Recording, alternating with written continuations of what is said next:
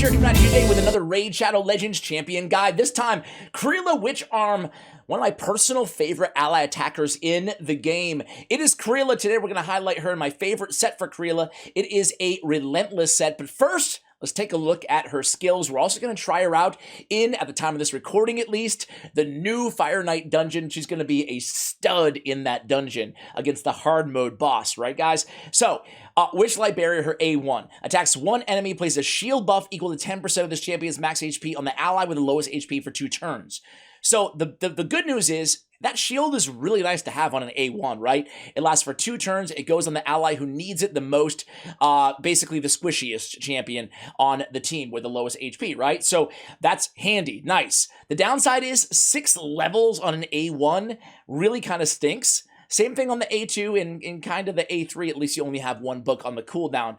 And the bummer is on this champion is you really, I want to say you need to book her. I mean, you don't need to book anybody, but books are really important because her claim to fame is here on her A2 on her Blinding Glow ability. It is an ally attack that's on a 3-turn cooldown. That is super powerful. You get a lot of A1s from your other champions, other random champions joining in on this ally attack. So the good news is what makes her incredibly unique and so powerful is a 3-turn cooldown on that ally attack. The bad news about this ability is A, it needs to be booked to get the 100% ally attack, which again is pretty important.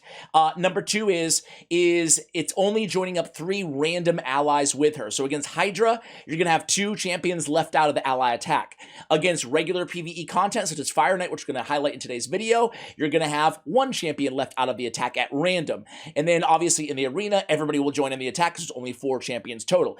We're also landing a stun, which is really, really nice on that A2 ability, provided that you build her with accuracy. This is the only thing that you need accuracy for in her kit. So if you're only using her against bosses primarily, you don't care so much about stunning 1 random champion on the way to the boss, you can build her without accuracy and just try to prioritize survivability and speed on this champion. That's, I think, how I have her built today, but you know your account better than anybody else in the team that you have her on and how you want to run her. If you want to use her in the arena, go ahead and use her in the arena. Her multipliers are actually pretty sneaky. She's like a good 2nd or 3rd damage dealer for a support champion on your team. More on that in just a moment.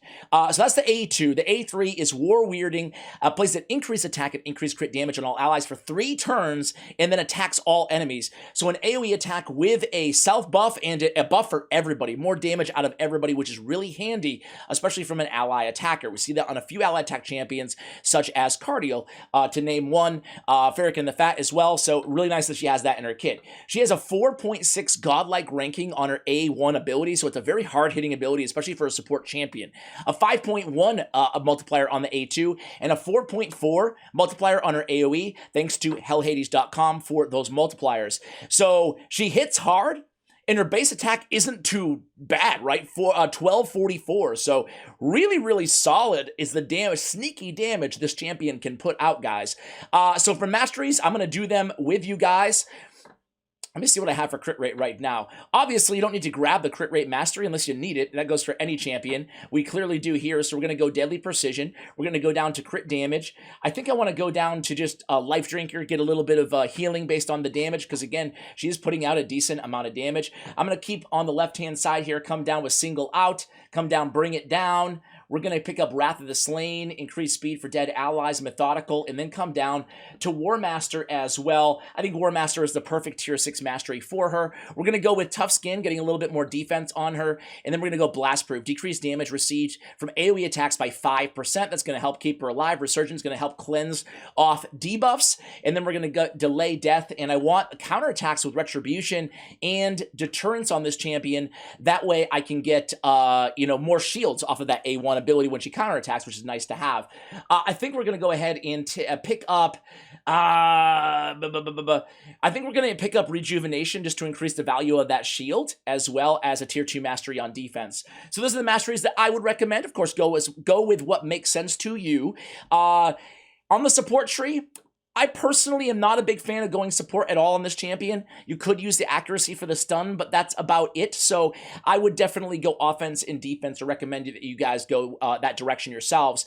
I'm going with a Relentless set. I also picked up a one-piece Protection set. Protection and Stone Skin, guys, don't be afraid. If you're going to run a broken set on a champion, don't be afraid to consider going with a 1-piece bonus. You get extra 20 resistance, or 2-piece 15% HP and 20 resistance. Stone Skin, you get a bump too to resistance and I think defense. Either way, I mean, always consider protection in Stone Skin, not even as a 4 or 6-piece set, just as a 1 or a 2-piece set. It's really nice to get that bonus off of a 1-piece, right? Anyway, in terms of stats, I'm going to show you the overall stats here. We have almost 50k. Her shield is based on, is it on her HP or is it on their HP? This champion's HP. So, you know, would serve us well to have a decent amount of HP on her. Some defense, some survivability, some attack, obviously. Depends on how you want to build this champion. Is she surviving? Is your team surviving all the time? If so, then yeah, build her a little bit more heavy on the nuking side.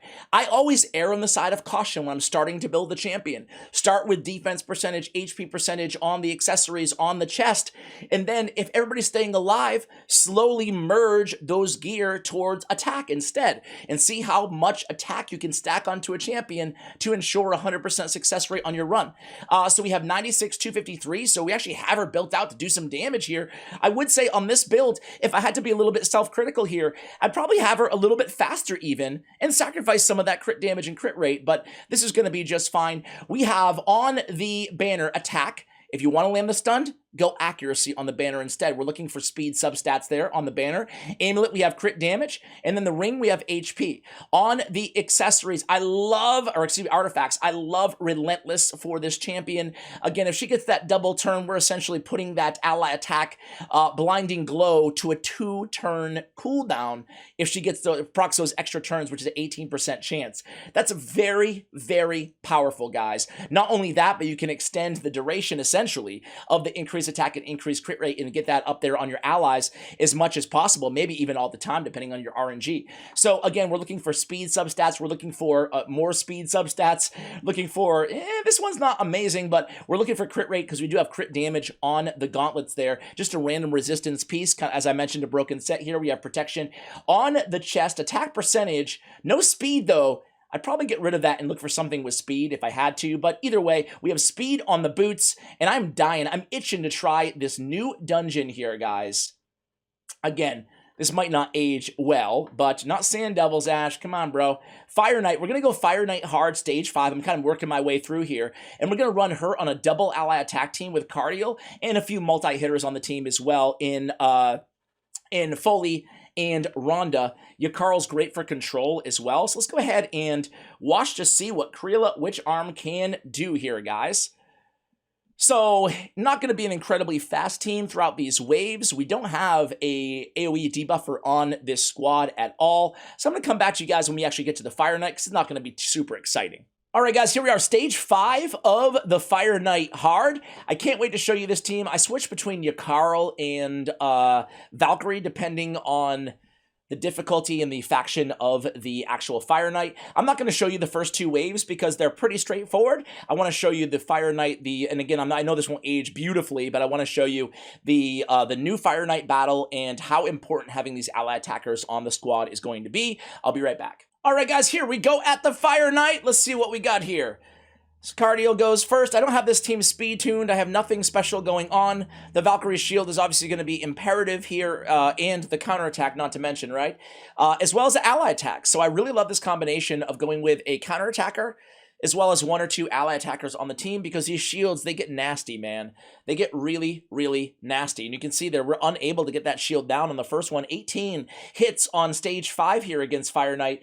This is challenging stuff, man. These new bosses, again, in 2 years from now, you might be like, dude, this is the easiest boss ever. I have no idea. But at the time of this recording, these new bosses are no joke, especially Fire Knight, in my opinion. The other ones I didn't really struggle with at all, but Fire Knight, I have to say, it's taken me a little bit longer than I thought it would here, as you can see, just kind of going through the levels right now. But Krilla, going to be super important, right? She's bringing the increased attack. She's bringing a little bit of damage there. She's helping out with those spot shields, even though, you know, she's a little bit outshined with Valkyrie there.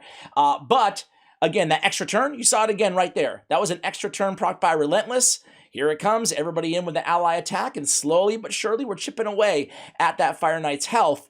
But you can see we need a lot. I mean, thankfully Foley really does well. Foley hits really hard here. I also wanted to point out that the Leech is really good against this boss here. just getting those heals back up in between, especially if Valkyrie does not have her shield up, but she does, thankfully, right now. Because that Fire Knight, he hits pretty hard. But again here, hopefully she gets another extra turn. She does not. But all those extra turns, man, they really, really count. They really stack up. That's why I love Relentless, especially on ally attackers like Kreela Witch-Arm. So here we go, guys. We're looking pretty good. As I mentioned, that leech is now on, so we're going to be healing ourselves as well in between these turns. She does get the extra turn. That was fantastic. So she comes in with the A3. I believe, hopefully I'm correct here, I want to say her ally attack is on cooldown right now as the next move. Let's go ahead and see, guys. This is not the fastest run in the world, I'll tell you that much, right? But this is why I love, even if you didn't have like a cardio on a team like this, running like a Ferrican the Fat or a couple ally attackers together, I do think would be fairly successful. And there it is, guys. We were right. Her ally attack was off cooldown right there. So again, those extra turns really coming in clutch here. Not doing a ton of damage here to this Fire Knight, man. He's a pretty tanky dude, but Foley's really doing a number on him. Obviously, that is a positive affinity matchup. I'm curious about the damage here when all said and done on this team. But then Rondo putting in some work there as well. Yeah, the team's doing pretty dang well so far. So I'm going to come back at you guys. I'm not going to make you wait and watch the entire thing. But I'll come back at you at the end, and we'll see the damage on this squad. Be right back. All right, guys, there it is. So again, Krilla puts out 1.5 million damage. Not too bad at all, considering everything else she's bringing to the table. We have a Fury. You know what? I guess we'll keep that shield if I ever need Fury gear, right? We'll keep it. Guys, I hope you enjoyed this guide. Thank you so much for watching. And as always, take care, guys.